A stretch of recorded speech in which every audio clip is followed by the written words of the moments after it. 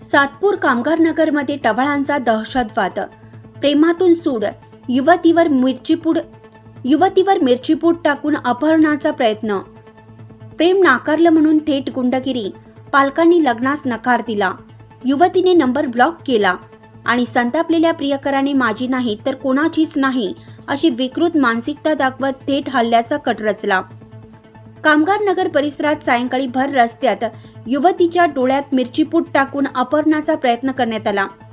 संशयित आनंद राजभर राहणार सोमेश्वर कॉलनी यांनी तब्बल 3 मित्रांना दुचाकी देऊन युवतीच्या मागावर पाठवले होते।